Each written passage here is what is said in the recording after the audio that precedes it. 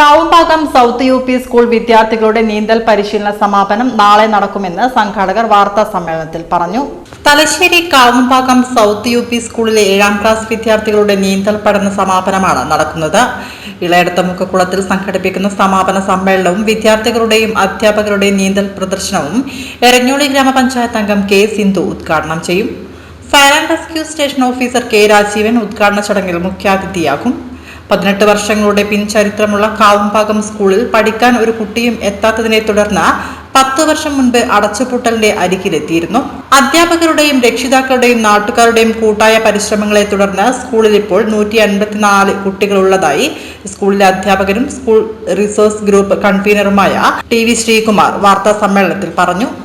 പഠനത്തോടൊപ്പം പാഠ്യേതര വിഷയങ്ങളിലും മികവ് പുലർത്തുന്ന സ്കൂളിലെ 7ാം തരത്തിൽ പഠിക്കുന്ന 30 കുട്ടികളാണ് നീന്തൽ പരിശീലനം പൂർത്തിയാക്കിയത്. ക്ലാസ് സമയത്തിന് ശേഷമാണ് അധ്യാപകരായ ധന്യേഷ്, അശ്വിൻ എന്നിവർ കുട്ടികളെ നീന്താൻ പരിശീലിപ്പിച്ചത്. പൊതുവിദ്യാലയങ്ങളുടെ മികവ് പൊതുജനങ്ങൾക്ക് ബോധ്യപ്പെടുത്താൻ കൂടി നീന്തൽ പരിശീലന സമാപന പരിപാടിയുടെ ലക്ഷ്യമാണെന്നും അദ്ദേഹം പറഞ്ഞു. Thalassery Kavumbhagam south U P school നമ്മുടെ ഈ മുനിസിപ്പാലിറ്റിയിലുള്ള വളരെ മികവ് പുലർത്തുന്ന ഒരു വിദ്യാലയമാണ്.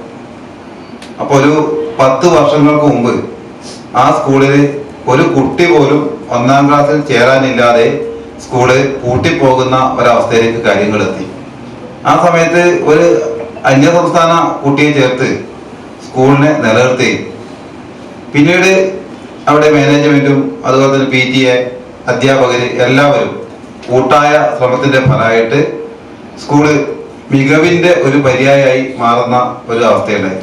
കലാമേളയിലും ശാസ്ത്രമേളയിലും അതുപോലെ സംസ്കൃതോത്സവത്തിലും ഒക്കെ തന്നെ നമ്മൾ സബ് ജില്ലയിലെ മികവ് ഉള്ള വിദ്യാലയമായി മാറുകയും ഓവറോൾ നേടുകയുമുള്ള ഒരു പ്രധാനാധ്യാപിക EM Ragini, PTA president Mary Hima എന്നിവരും വാർത്താ സമ്മേളനത്തിൽ സംബന്ധിച്ചു.